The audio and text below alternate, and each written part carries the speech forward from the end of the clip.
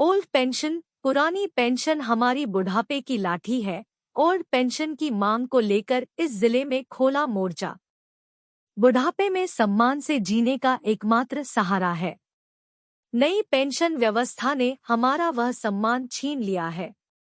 शिक्षकों और कर्मचारियों ने इस सम्मान को वापस पाने के लिए अपने आंदोलन को जन आंदोलन में परिवर्तित करने का प्रण कर लिया है और यह निश्चय किया है कि वह निजीकरण और नई पेंशन व्यवस्था के दुष्प्रभावों को जनवरी से जनवरी तक पहुंचाएगा। अटेवा पेंशन बचाओ मंच ने उजागर लाल इंटर कॉलेज में शिक्षक और कर्मचारियों ने पुरानी पेंशन स्कीम के विरोध में सभा की।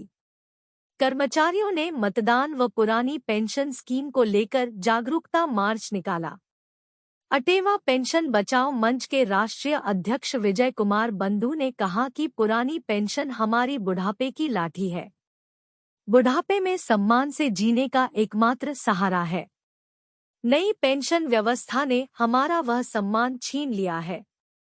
शिक्षकों और कर्मचारियों ने इस सम्मान को वापस पाने के लिए अपने आंदोलन को जन आंदोलन में परिवर्तित करने का प्रण कर लिया है और यह निश्चय किया है कि वह निजीकरण और नई पेंशन व्यवस्था के दुष्प्रभावों को जनवरी से जनवरी तक पहुंचाएगा। राष्ट्रीय प्रवक्ता डा राजेश यादव ने कहा कि पुरानी पेंशन स्कीम की मुहिम से प्रत्येक शिक्षक, कर्मचारी और उनके परिवार वालों, रिश्तेदारों को जोड़ने के लिए एक सघन अभियान चलाया जाएगा। जिलाध्यक्ष अवनीश कुमार ने कहा कि संगठन के प्रत्येक कार्यक्रम को पूरी प्रतिबद्धता से संचालित किया जाएगा। कार्यक्रम का संचालन डा R.K. अहिरवार ने किया। जिला मंत्री SP सिंह, जिला कोषाध्यक्ष अंकुर गुप्त, मनोज वर्मा, रमेश पाल, डा सविता लाल, सहसंयोजक दिल हुसैन, सहसंयोजक पूजा सक्सेना, ख्याति सिंह, बिंदु, संजय कुमार, विकास सैनी, सबल सिंह, रामकिशोर, सुशील कुमार, महेंद्र, सुनील कुमार भारत, डा हरिकेश उपस्थित रहे। OPS, पुरानी पेंशन बहाल होगी या जारी रहेगा NPS, 6 दिन में साफ होगी तस्वीर, क्या निकल गया है कोई बीच का रास्ता। 1 फरवरी को लोकसभा में पेश होने वाले अंतरिम बजट में OPS NPS को लेकर सरकार अपनी स्थिति को स्पष्ट कर सकती है। ये तय है कि केंद्र सरकार OPS बहाली नहीं करेगी, लेकिन NPS को ज्यादा से ज्यादा आकर्षक बनाने का मसौदा सामने आ सकता है। NPS में जमा हो रहा कर्मियों का 10% पैसा और सरकार का 14% पैसा, इसमें बड़ा बदलाव देखने को मिल सकता है। केंद्र सरकार पुरानी पेंशन को लेकर बहुत जल्द अंतिम फैसला लेने जा रही है। जानकारों की माने तो 6 दिन बाद ही यह तस्वीर साफ हो जाएगी कि सरकारी कर्मी पुरानी पेंशन के दायरे में आएंगे या NPS ही जारी रहेगा। सूत्रों का कहना है कि केंद्र सरकार ने कर्मियों के साथ टकराव से बचने का रास्ता निकाल लिया है। 1 फरवरी को लोकसभा में पेश होने वाले अंतरिम बजट में OPS NPS को लेकर सरकार अपनी स्थिति को स्पष्ट कर सकती है। ये तय है कि केंद्र सरकार OPS बहाली नहीं करेगी, लेकिन NPS को ज्यादा से ज्यादा आकर्षक बनाने का मसौदा सामने आ सकता है। NPS में जमा हो रहा कर्मियों का 10% पैसा और सरकार का 14% पैसा, इसमें बड़ा बदलाव देखने को मिल सकता है। साथ ही पुरानी पेंशन में जिस तरह से गारंटीकृत शब्द कर्मियों को एक भरोसा देता है, कुछ वैसा ही NPS में भी जोड़ा जा सकता है। DA/DR की दरों में बढ़ोतरी होने पर NPS में उसका आंशिक फायदा कर्मियों को कैसे मिले, इस पर कुछ नया देखने को मिल सकता है। रिले हंगर स्ट्राइक के बाद भी सरकार मौन। देश में पुरानी पेंशन बहाली की मांग को लेकर सरकारी कर्मियों ने राष्ट्रव्यापी अनिश्चितकालीन हड़ताल करने की चेतावनी दी है। कर्मचारी संगठनों का धैर्य अब जवाब देता हुआ दिखाई पड़ रहा है। केंद्रीय कर्मचारी संगठनों ने 8 जनवरी से 11 जनवरी तक रिले हंगर स्ट्राइक की है। इसका मकसद सरकार को चेताना था। National joint council of action NJCA के संयोजक शिवगोपाल मिश्रा ने रिले हंगर स्ट्राइक के अंतिम दिन सरकार को चेतावनी दे दी थी कि ओपीएस बहाली के लिए अब कोई धरना प्रदर्शन नहीं होगा। सरकार हमें अनिश्चितकालीन हड़ताल करने के लिए मजबूर कर रही है। देश में अगर 1974 की रेल हड़ताल जैसा माहौल बना तो उसके लिए केंद्र सरकार जिम्मेदार होगी। जल्द ही सभी कर्मचारी संगठनों की बैठक बुलाई जाएगी। उस बैठक में देश भर में होने वाली अनिश्चितकालीन हड़ताल की तिथि तय होगी। हड़ताल की स्थिति में ट्रेनों व बसों का संचालन बंद हो जाएगा। केंद्र एवं राज्य सरकारों के दफ्तरों में कामकाज नहीं होगा। देश में 1974 के दौरान हुई थी रेल हड़ताल। 1974 में जॉर्ज फर्नांडीज की अगुवाई में रेल हड़ताल हुई थी। उस वक्त कहा गया था कि सरकार अगर कर्मचारियों की मांगों को पूरा करती तो उस पर मुश्किल से 200 करोड़ रुपए खर्च होने थे, लेकिन सरकार को हड़ताल तोड़ने के लिए करीब 2000 करोड़ रुपए खर्च करने पड़े थे। इसके बाद रेल कर्मियों में असंतोष फैल गया था। वह हड़ताल 8 मई 1974 को प्रारंभ होकर 27 मई 1974 तक चली थी। इस दौरान रेलवे में सारा कामकाज ठप हो गया था। हजारों लोगों को जेल जाना पड़ा था। अनेक लोगों को नौकरियों से हाथ धोना पड़ा था।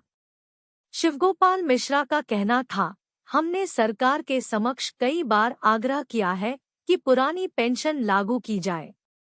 सरकारी कर्मियों को बिना गारंटी वाली एनपीएस योजना को खत्म करने और परिभाषित एवं गारंटी वाली पुरानी पेंशन योजना की बहाली से कम कुछ भी मंजूर नहीं है। इसके लिए समय पर ज्ञापन सौंपे गए हैं। कैबिनेट सचिव के साथ बैठक में यह मुद्दा उठाया गया है।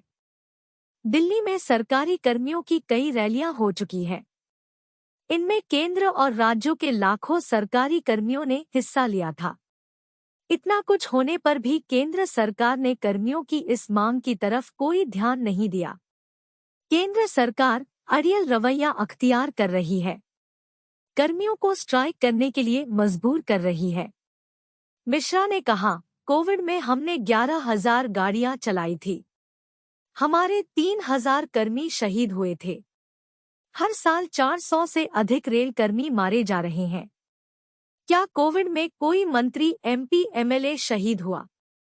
अब धरना खत्म है, हम हड़ताल पर जाएंगे। सरकार को ध्यान रखना चाहिए कि 1974 की रेल हड़ताल के बाद प्रधानमंत्री इंदिरा गांधी ने इमरजेंसी लगाई थी। उसके बाद उन्हें मुंह की खानी पड़ी थी। मौजूदा सरकार ऐसी नौबत सरकार न लाए। डस्टबिन है एनपीएस, मंजूर नहीं संशोधन। National movement for old pension scheme NMOPS के राष्ट्रीय अध्यक्ष विजय कुमार बंधु का कहना है, केंद्र सरकार एनपीएस में संशोधन करने जा रही है। हम ऐसे किसी भी संशोधन के लिए आंदोलन नहीं कर रहे हैं। कर्मियों को गारंटीकृत पुरानी पेंशन ही चाहिए। अगर कोई भी कर्मचारी नेता या संगठन सरकार के एनपीएस में संशोधन प्रस्ताव पर सहमत होते हैं तो 2004 फीट वाली गलतियां 2024 फीट में भी दोहराई जाएंगी। एनपीएस एक डस्टबिन है। करोड़ों कर्मियों का 10% पैसा और सरकार का 14% पैसा डस्टबिन में जा रहा है। यह स्वीकार्य नहीं है। पुरानी पेंशन बहाली तक कर्मियों का आंदोलन जारी रहेगा। वित्त मंत्रालय की कमेटी की रिपोर्ट का कोई मतलब नहीं है। यह रिपोर्ट पेश हो या न हो, इससे कर्मियों को कोई मतलब नहीं है। वजह, यह कमेटी ओपीएस लागू करने के लिए नहीं बल्कि एनपीएस में सुधार के लिए गठित की गई थी। अनिश्चितकालीन हड़ताल के लिए सहमति। एआईडीएफ के महासचिव सी श्रीकुमार का कहना है, लोकसभा चुनाव से पहले पुरानी पेंशन लागू नहीं होती है तो भाजपा को उसका खामियाजा भुगतना पड़ेगा। कर्मियों, पेंशनरों और उनके रिश्तेदारों को मिलाकर यह संख्या 10 करोड़ के पार चली जाती है। चुनाव में बड़ा उलटफेर करने के लिए यह संख्या निर्णायक है। यही वजह है कि कर्मचारी संगठन अब विभिन्न राजनीतिक दलों से संपर्क कर रहे हैं।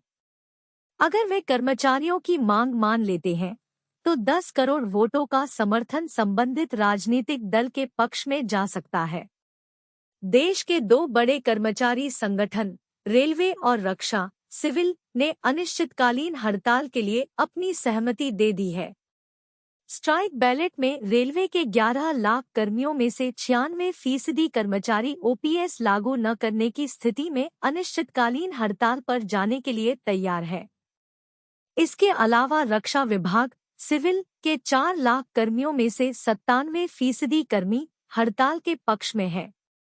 केंद्र सरकार एनपीएस में ही ओपीएस जैसे कुछ प्रावधानों को शामिल कर सकती है, जैसे रिटायरमेंट पर मिली बेसिक सैलरी का एनपीएस में 40 से 45% भुगतान बतौर पेंशन देने पर विचार हो रहा है।